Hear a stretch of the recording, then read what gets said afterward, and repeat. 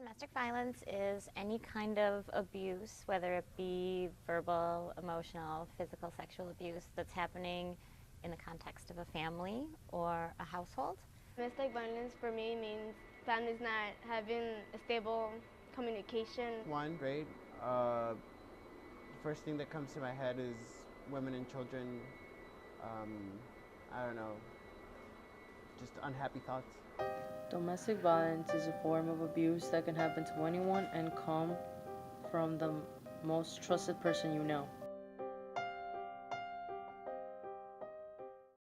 What we do see very often is that it kind of goes in 3 cycles that we talk about. So the first one is like this build-up, where you, as the target of abuse, you can feel something's coming. You may not know what, but you feel like the person's just going to explode.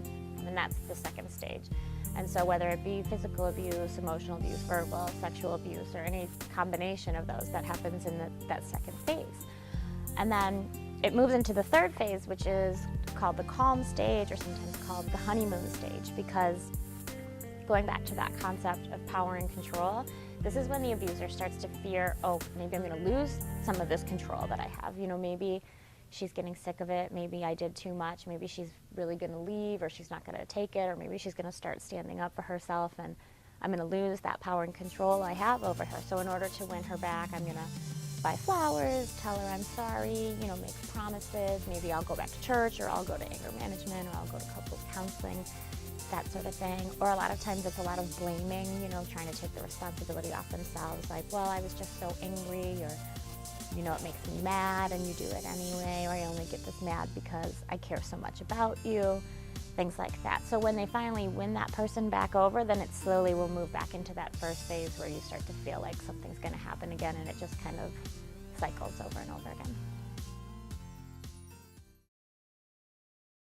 A lot of it is you have to kind of evaluate the situation and what is going to be safest for both you and the person being abused. I mean, you can always call 911. That's definitely an option. If you see somebody getting beat up, whether it's a domestic violence situation or any kind of violent situation, I mean, that's something that you can call 911 and have the police come. Finding out, you know, how often it's happening, you know, who it's happening to, and what solutions are. I think finding out what works.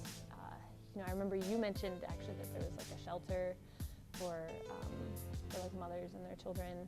You know, giving time to that, or you know, volunteering in different ways, signing on to different advocacy campaigns that are trying to change it. I think being educated and then like taking action is Most important things is just to be there for them. Many people who go through traumatic experiences just sometimes want to be around positive energy and be around people and friends who they feel safe with. So just being there for them. Let other people know that they're not by themselves, that there's other programs, there's other people that have been in similar situations as them. No matter where you're from and what your beliefs are, no one is different. When it comes to violence, we are all humans and we deserve a great life.